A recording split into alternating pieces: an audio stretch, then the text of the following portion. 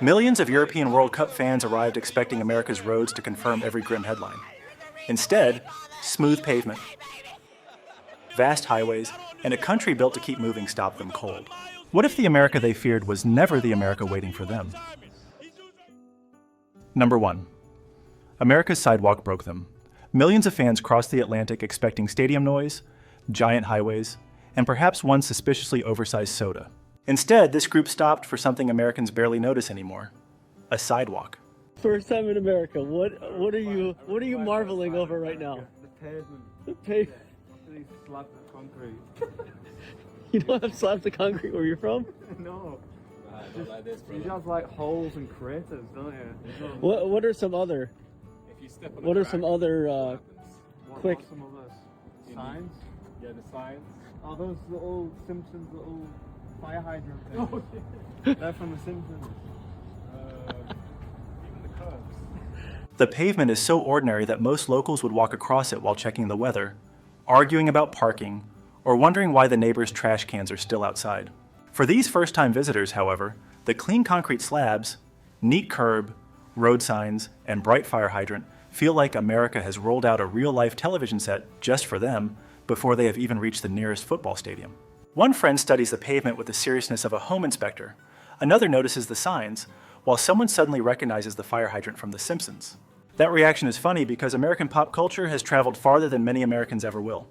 A piece of street equipment that spends its life waiting for trouble now gets greeted like a minor celebrity. The joke about holes and craters lands even better when the sidewalk in front of them looks smooth enough for a diner waitress to carry coffee across it without losing a drop. Many older European cities, including Prague and Edinburgh, still preserve beautiful stone streets and narrower walkways shaped centuries before modern traffic. Those streets have character, history, and occasionally the suspension system of a shopping cart.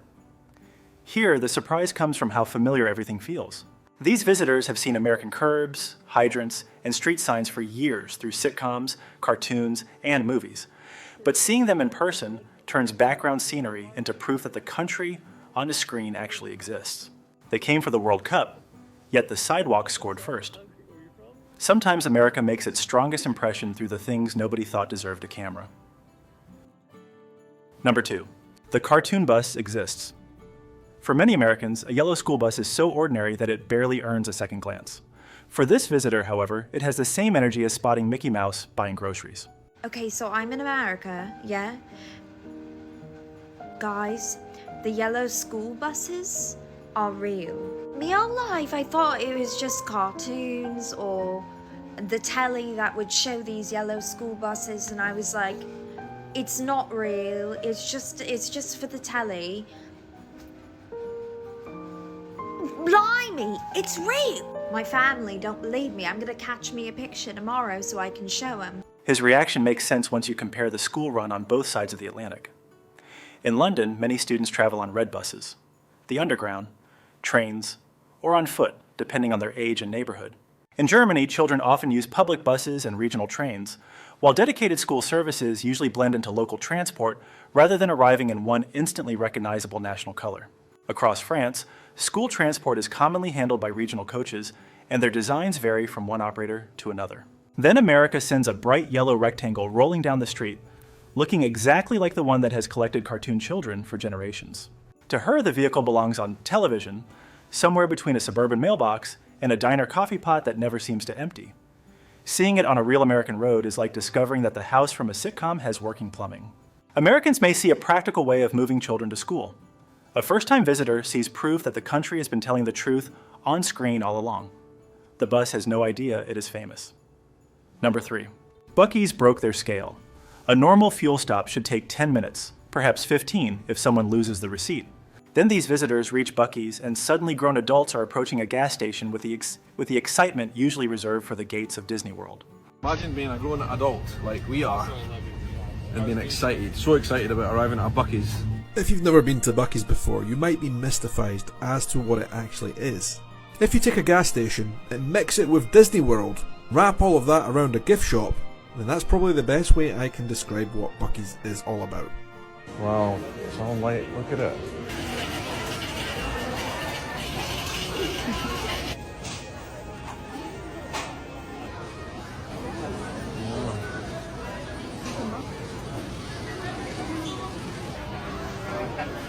You know what I love about Buc-ee's?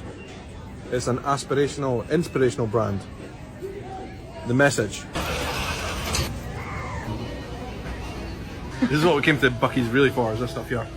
The beaver nuggets. I'm going to put these in my suitcase and fly them back to Scotland. They're that good, honestly. The Scottish visitor gives the clearest possible review. He wants to pack beaver nuggets into his suitcase and fly them home. That is a serious endorsement from someone who probably expected fuel, coffee, and a bathroom, then found an entire beaver run economy glowing beside the highway. The contrast becomes clearer on the other side of the Atlantic. At a motorway service area along Scotland's M8, the usual mission is practical. Fill the tank, grab something warm, stretch your legs, and continue toward Glasgow or Edinburgh. French autoroute Aires can offer restaurants, local products, and lovely picnic areas, while German Autobahn rest stops are built around getting travelers fed, refreshed, and moving again. They can be comfortable and well organized, but they rarely behave as though the gas pumps have won the Powerball. Buc-ee's treats the roadside stop like a full national event. The building shines across the parking lot, the gift section seems ready to furnish a cabin, and the snack aisles carry the confidence of a county fair that discovered central air conditioning. Even the beaver mascot feels less like a logo and more like the mayor of a small town where brisket is accepted as legal tender. That scale explains the laughter because America has taken one of travel's dullest necessities and given it lights, souvenirs, regional food, and enough personality to become part of the journey itself. These visitors arrived during the World Cup, yet one of their happiest discoveries was a place built for refueling. Apparently at Buc-ee's, the car was only half the actual paying customer. Number 4.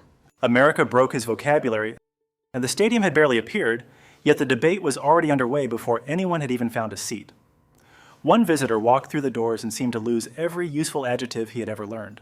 I will say, walking through the doors there, it was one of the most mind-boggling things I've ever seen. I've been to many stadiums at this point, but you walk in and it's the immediate stadium you see. It's so huge and it's so steep. Genuine steep question. as out. Genuine question. We're fans of obviously a lot of places in the UK in terms of like football stadiums. Yeah. I think there's a lot of stadiums in the UK that are brilliant football stadiums. Is that the best stadium you've ever been to? By far and away, that is the best. I don't think it's the best football stadium. It's a fantastic stadium. No, it's a great and it stadium. converts into stadium. Mate, come If you on. can't see the pitch, you can see the full fucking... Yeah. I don't know. I genuinely don't know how to express it. I don't know how That to screen is express about it. 150 metres wide. I think that's what ruins it though for a football stadium. I don't know how to express it. For me, it's an unbelievable stadium. But it's like if I'd rather go to any stadium in England. It's 9k capacity and you could see everything. 75. It was 70, No, wasn't but it? I don't know what it is. Oh, that's what I but thought. there's less. There's less. I don't know. It's I will great, say, when but I it's walk- less. Lewis It's too big. Bowden It's too big. hating for That hesitation explains the moment better than any polished review could manage. He keeps reaching for words, then dropping them halfway, because the scale arrives all at once. Steep seating, a sweeping view, enormous height, and the feeling that the building has swallowed the crowd whole. Then his friend pushes back, and suddenly we are watching a very British response to American grandeur. He accepts that the venue is spectacular, the sightlines are excellent, and the overall experience is unmatched, yet he still hesitates to call it the best football stadium. At that point, the friendly treaty negotiations quietly fall apart. In England, grounds such as Anfield and St. James's Park were shaped around football first, often pressed close to houses, pubs, narrow streets, and generations of local routine. Their emotional force comes from that closeness, where the crowd seems to lean over the pitch, and the seat behind you might know your family history. Large American venues create another kind of drama altogether, rising like airports that learned how to cheer. They are designed for huge crowds, giant screens, concerts, football, and enough concessions to feed a small congressional district without causing a filibuster. That is why both visitors can be right without either one surrendering the argument.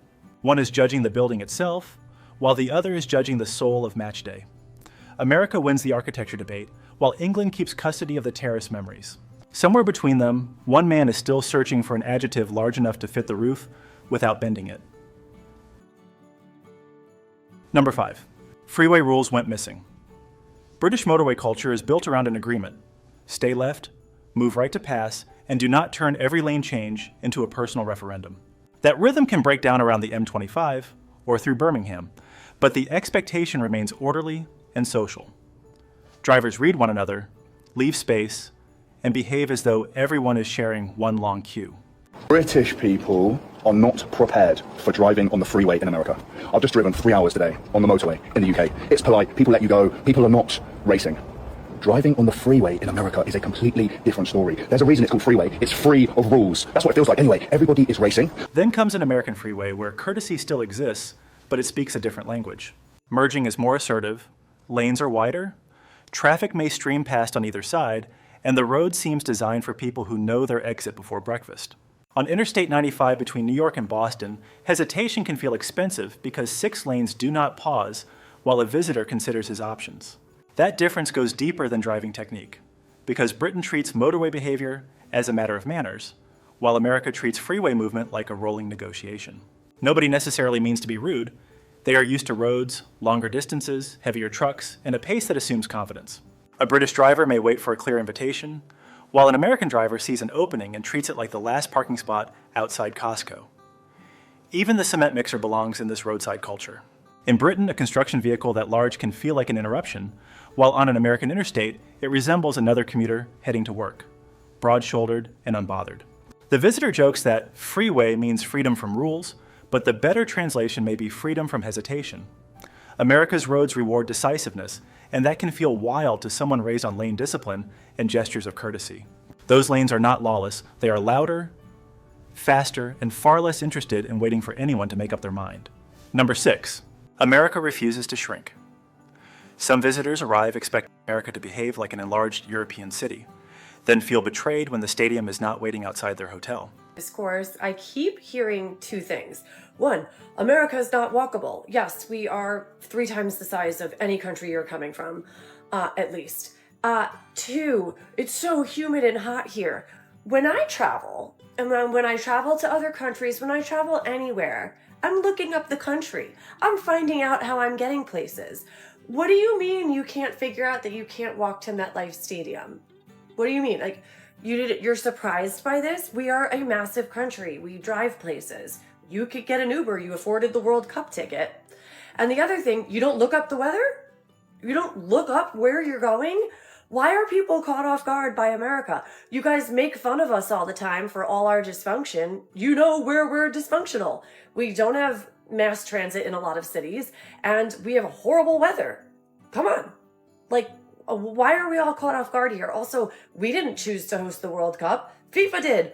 FIFA picked it. FIFA said these conditions are acceptable. So, Google where you're going. I don't know, people. Come on. That complaint misses the fascinating part of American life. Distance here is not an inconvenience added later. It helps shape the culture itself. In London, Paris, or Amsterdam, dense neighborhoods grew around stations, tram lines, and streets where daily needs often sit close together.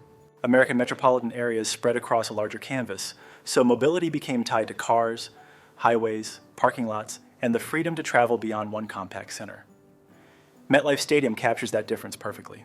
It sits in New Jersey's Meadowlands rather than beside a Manhattan subway stop, which means the trip must be planned instead of treated like a casual walk to the corner pub. That may surprise overseas fans, but it also gives them an American experience before kickoff. Checking the route, crossing state lines, watching the skyline change, and joining thousands of vehicles moving toward one event. The heat and humidity belong to the same lesson. America contains climates that can change from dry desert air to Gulf Coast moisture, sometimes with all the subtlety of opening a dishwasher mid-cycle. Visitors who prepare for that variety discover something rewarding. This country refuses to fit inside one weather forecast, one transit map, or one familiar European habit. That scale is part of America's appeal. It creates road trips, tailgates, roadside diners, giant venues, and journeys that become stories before the destination even appears. The country asks travelers to plan ahead, then rewards them with a sense of space and possibility that is difficult to reproduce anywhere else. America is not failing to be compact. It is proudly offering something larger and inviting everyone to experience it fully. Number 7. America looks unreal. Some countries introduce themselves through monuments, while America occasionally lets a cowboy ride past a wall of red rock and leaves the visitor wondering whether somebody forgot to yell, "Cut." Oh my God, right. I'm in America and I took myself for a walk, or a hike as they call it, and there's a cowboy. There's an actual, real cowboy over there. Look, I'll show you. Like, yeehaw, ride it, cowboy, you know what I mean? Also, right in front of me are mountains. The surprise security here is larger than spotting a cowboy or finding clear water beneath a mountain trail. It comes from seeing several American legends share the same afternoon. Western heritage, enormous national parks, deep canyons, switchback roads, and landscapes that seem built for a movie even when nobody has arranged the scene. Europe has magnificent wilderness of its own. Germany offers the Black Forest and alpine country in the south, while Italy's Dolomites rise dramatically above villages, cable cars, and old mountain routes. The American West feels different because distance becomes part of the attraction. At Bryce Canyon, the land opens in layers of red and orange stone, and the road can carry visitors for miles before the horizon finally agrees to stop moving. That scale gives American outdoor culture its special character. Hiking is not merely exercise. It becomes a small expedition, complete with tunnels, steep switchbacks, cold water, wildlife, and the quiet suspicion that your rental car is now several counties behind you. Even the cowboy matters because he represents a living Western identity that Americans did not invent for tourists and then store in a gift shop. The German visitor's enthusiasm says more than any patriotic speech could manage. He has traveled through many national parks, yet this landscape still feels fresh enough to earn genuine excitement. America's beauty does not need to compete with Europe's history. It offers another pleasure entirely, where space, freedom, and nature arrive together without asking permission. Some travelers come for the World Cup and discover that the country beyond the stadium may be the main event. Number 8. America feeds an army. For many Europeans, ordering one pancake means receiving one pancake. In America, especially in Texas, that sentence can apparently be interpreted as a personal challenge. Let's sit this right here. All right, baby. There we go. What is this? Your pancakes you ordered. I ordered one pancake. That's one pancake. This is one pancake? Yeah, welcome to America. You know, I used to be little like you. Now look at me. Did you expect me to eat all this? Yeah, I do it. Can I speak to the manager? This is 24 pancakes. You ordered pancakes? The real culture shock is not simply the size of the plate, the drink, or the candy box. It is the American idea that generosity should be visible. A meal is meant to arrive looking abundant, a medium drink should survive a road trip, and a snack package should appear ready for a family reunion nobody has announced yet. That feels very different from everyday eating habits in cities such as Paris, Milan, or Copenhagen, where portions are often smaller, tables are tighter, and people may shop more frequently because homes, refrigerators, and neighborhood stores are built around compact urban life. In the United States, larger kitchens, car-based shopping, warehouse clubs, and long drives helped create another rhythm. Buy more at once, serve more at once, and make sure nobody leaves hungry. Texas simply turns that national habit up like a country radio station after sunset. The pancake looks capable of covering a spare tire, while the medium drink has enough volume to require its own zip code. Yet the excess is part of the fun because it makes visitors feel they have entered a culture that refuses to whisper its welcome. Americans often laugh at their own portion sizes, but there is warmth behind them. The table says there is enough to share, enough to take home, and probably enough for breakfast tomorrow. That sense of abundance can feel theatrical to a European visitor, yet it is also strangely comforting. America does not hand you a modest plate and hope you are satisfied. It slides over a feast, smiles, and quietly assumes you brought an appetite. Number 9. America invented indoor winter. For many Europeans, summer is something you negotiate with open windows, portable fans, and a careful relationship with the afternoon sun. America prefers a more direct solution. Step indoors, and July is immediately escorted from the building. They have the craziest thing here in America. So it's blazing hot outside. But look at this. I'm going to step into this establishment, and it's chilly. It's hot outside, but when you step in, it's like a winter's day. That sudden drop in temperature feels almost theatrical to a visitor, but it reveals something deeply American about comfort. In cities such as London or Berlin, many older homes, cafes, and small shops were built long before central air conditioning became common. So people often rely on shade, airflow, shutters, or fans when the heat arrives. Rome and Madrid use air conditioning more widely, yet indoor spaces often feel less aggressively chilled than a supermarket, restaurant, or hotel lobby in Texas or Florida. American air conditioning does more than cool a room. It creates a dependable indoor climate where work, shopping, dining, and family life can continue regardless of what the weather is doing outside. The thermostat seems to have its own defense budget, and every doorway becomes a tiny border crossing between summer and November. That contrast can make Europeans laugh, but it is also easy to understand why they begin to love it. After walking through humid streets, stepping into a cool American store feels like being personally welcomed by the building. The cold air says, "You made it. Take your time," and stop melting near the entrance. And this habit reflects the country's practical optimism. America looks at blazing heat and decides ordinary life should keep moving anyway. The result is a culture where comfort is treated generously, almost like free refills, or a waiter bringing extra napkins before anyone asks. Visitors may enter for 5 minutes and stay for 20. Sometimes the quickest way to appreciate America is simply to open a door and feel the weather, lose the argument. Number 10. America says welcome. The most memorable part of America may not be the highways, stadiums, or portions large enough to require architectural approval. Sometimes it is simply the feeling that people are genuinely glad you came. You know? I have to say that my favorite content currently is all the Europeans here in America for the World Cup and their culture shock and just their amazement. And most things have been really positive. It's just so entertaining and refreshing to like have people from another country, another culture here and enjoying themselves. Thank you. You're more than welcome. Have the best time ever. Don't forget to tip your bartenders though. You understand? That's how we do it here. I'm just saying. Gotta tip the bartender. I'm High Mellow. Peace. Love. That warmth carries a very American rhythm. A stranger can welcome visiting fans, wish them the best time of their lives, then immediately remind them to tip the bartender as though passing along an important piece of family wisdom. It is hospitality with instructions included, rather like your aunt handing you a plate at Thanksgiving while quietly explaining which chair belongs to Grandpa. For many Europeans, the tipping reminder is one of the clearest cultural differences. In France, restaurant bills generally include service, so leaving extra money is usually optional. German customers often round the total upward, while tipping a bartender in a British pub is far less automatic than it is across the United States. America treats the tip as part of the social exchange. The drink arrives, the service is recognized, and both sides understand the little ritual.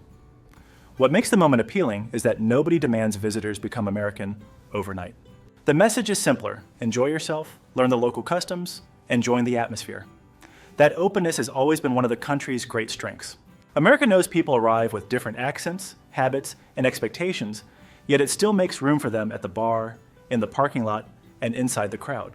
The World Cup may bring nations together through football, but these small encounters do the deeper work. They turn foreign visitors into welcomed guests and ordinary Americans into unofficial ambassadors without a government badge in sight. That is the America many travelers remember most clearly: lively, generous, slightly outspoken, and always ready to tell you where the fun is happening. Perhaps the greatest surprise was never the size of America, but the warmth waiting inside it. European fans came expecting distance, heat, traffic, and unfamiliar customs. They found generosity, humor, confidence, and a country eager to welcome them.